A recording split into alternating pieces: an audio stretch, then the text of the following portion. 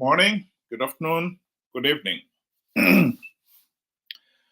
There's been a video that has been going the rounds, and many people have seen it, and it's all concerning Forex traders. Just quickly listen to it. But nevertheless, that will not stop us from mentioning names of people who are dealing in foreign currency. Yes. There is a comrade from Bulawayo called Mlungisi Moyo. Mlungisi Moyo in Ation Lovu. Ndovaridzi makateo efinance kuBulawayo province. There is one Wayne Harrington. There is one Tinomuda Machakaire. This one is an honorable member of parliament. There is one, and this one, it is because when things happen in your house, in your own family, as a father, and you do nothing, we assume that you're also involved as a father. John Panone Samangutla. We have one, Elizabeth Muchangwa, and also Neva Muchangwa. And last but not least, on this particular category, we have got Whitney Kivayo. In the private sector, vakuru vekuchinja mari necorruption, Lipson, Monda, vane chikambani chavo cheinfred chavanoshandisa kusenga mari kubuda munyika nekupinda zvisiri pamutemo. Tafadzwa Musarara, Grain Millers Association of Zimbabwe. Ndiye unorima wheat, ndiye unoikohwa, ndiye unoiimporta, ndiye unoigaya, nevanavo vashoma vanavo. Topedzisira toshaya chingwari waitengesa futi. We need some explanations to those issues. We have got Tonga Mzenda MMCZ, Diamonds kweduko. So takanga tafunga kuti pabvisi wa ZMDC, ZCDC, sorry. Vakuru vacho tikati zvapera, zvino vanongotengesa nevasina kuaccreditiwa vanotengesa vachiita devalue our diamonds. We deserve an explanation because those are natural resources for our country and for Zimbabwean people, not for individuals. Well, I think many Zimbabweans watched that video and saluted the individuals for stepping forward and revealing some of those names. Zimbabwean culture is one of fear. Many people would not have dared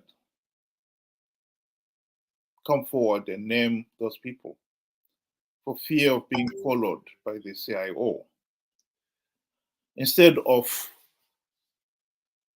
the police following on the lead, assuming that they didn't know these people were involved and investigating them. The individual who named these people find themselves under investigation and harassment by the authority. If the truth be told, if we are serious about stamping out corruption in Zimbabwe, well, we should stop fishing for kapenta, the small fish.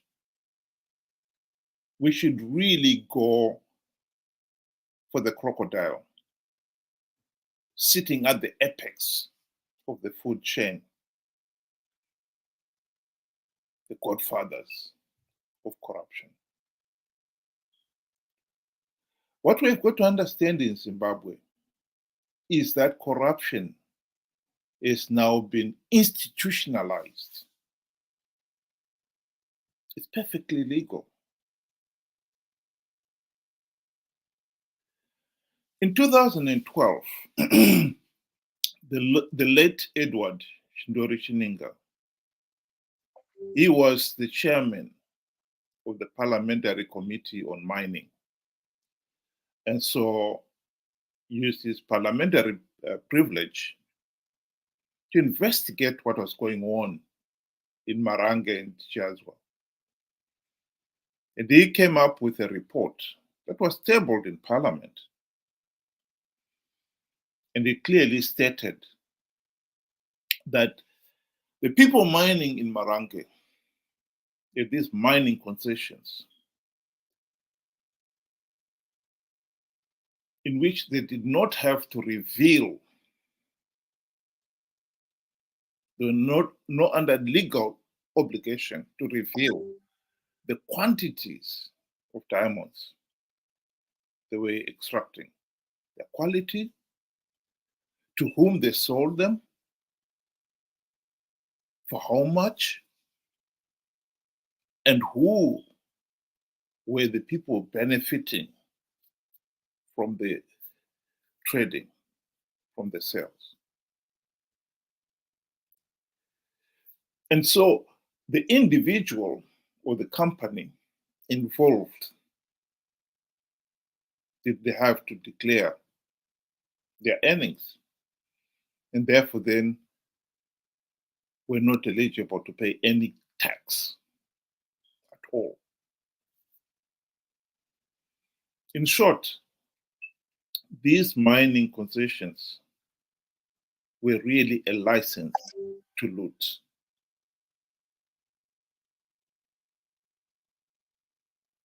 That's what it is. And it's perfectly legal. That's what I mean by institutionalized looting. The most important point here is to understand that as long as Zanu PF leaders are able to rig elections and install themselves as the government of the day, they are able to do such things, to institutionalize looting. So as much as they are coming up with this rule to catch up these forex traders, who in most of these cases actually are innocent individuals trying to earn a living. It doesn't matter how they tried to word it. The truth of the matter is the US dollar and all these other foreign currencies are legal tender in Zimbabwe. And therefore then an individual who has got US dollar,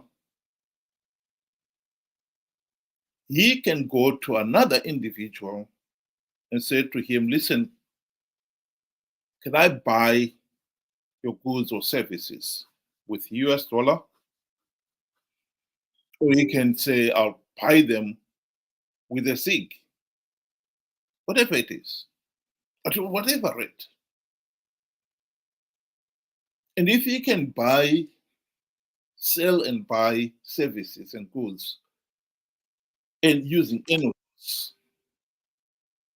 currencies, he can also trade in the currency themselves. Because they're all legal tender. You're legally allowed to hold those currencies. And therefore then you can trade in them. And so all these rules are coming up. It's just the regime muddying the waters. And this is a regime that is renowned for muddying the waters. Some of these guys who were named in that video, the chances are not even one of them has been arrested or will ever be investigated. If they are, it will be the usual catch and release. We are just going round and round in circles here. So how do you catch the crocodile? Well, you do not catch the crocodile the same way you catch kapenta. Those of you who have been to Kariba, they will remember at night on the lake, you'll see all these lights, the kapenta boats fishing for kapenta. All you do is shine the light in the water, the kapenta fish will swim towards the light. And they'll be swimming around where the light is. Meanwhile, you've got your net underneath them. And just lift it then and trap them and catch them. You do not catch the crocodile the same way. How are we going to catch the godfathers of corruption? The only way to catch them is to stop them rigging elections. Because once they've rigged the election and they install themselves as the government of the day, they can pass any laws they want.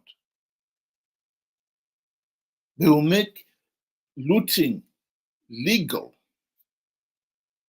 They have the license to loot. And it's perfectly legal. They'll turn around and say, we are the government. So the only way to stop them getting into power. And that can only be done by stopping them rigging elections.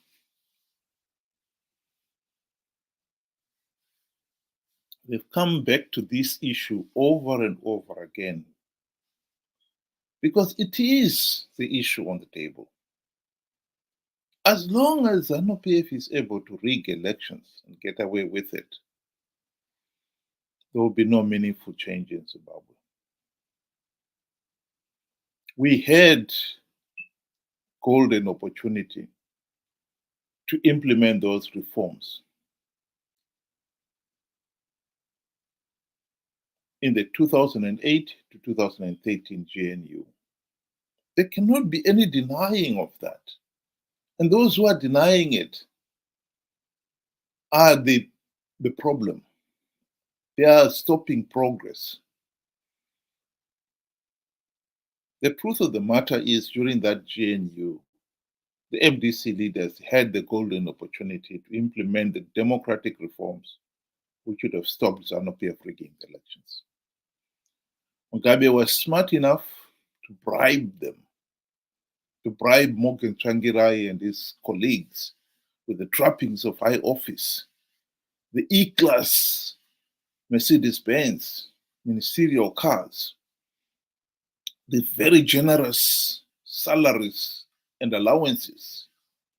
And for Morgan Tsvangirai himself, the $4 million US mansion in Highlands, etc., etc. And while they had their snouts in the feeding trough, for 5 years, they forgot about the reforms. They failed to implement even one token reform. And ever since the GNU debacle, MDC CCC leaders have participated in flawed elections, knowing fully well that they are flawed, knowing fully well that by participating they are giving Zanu PF legitimacy. They still nonetheless continue to participate out of greed. How many Zimbabweans out there have tried to deny it or pretend it didn't happen is another big problem for Zimbabwe. You cannot hide your head under the bury your head in the sand. You can do so, but that is not going to make the problem go away. The problem still remains.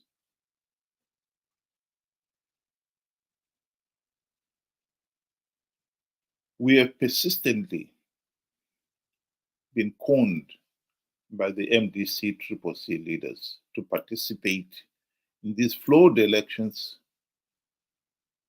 which are so flawed, so illegal, that the only logical step was to withdraw. But they've conned us into participating, telling us that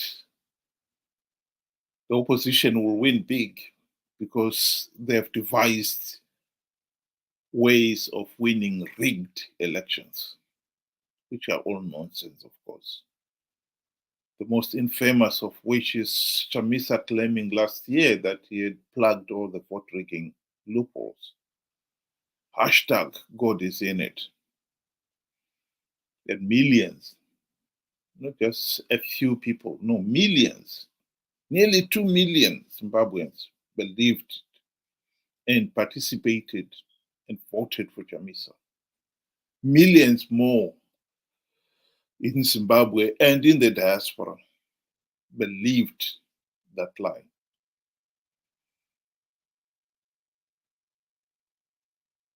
It was, of course, a lie. By participating, we gave the process credibility. As David Coulthard admitted in the text that I'm quoting there, that is on your screen, by participating, you give the process credibility. By participating, you give legitimacy to Zanu PF. And so we gave Zanu PF legitimacy. The greatest fear is this is going to be repeated again in 2028. Chamisa is already itching to participate in 2028.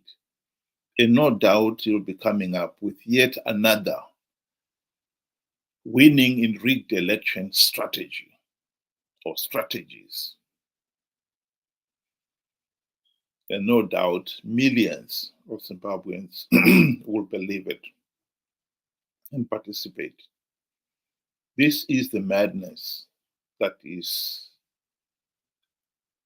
holding us back. I salute the individuals who were in that video for coming out right and speaking up and saying this is not right. Let's end this corruption. That has got to be applauded. However, one has got to also understand that as much as we would want to stamp out corruption, by going for the small fish, we will never end corruption. Never.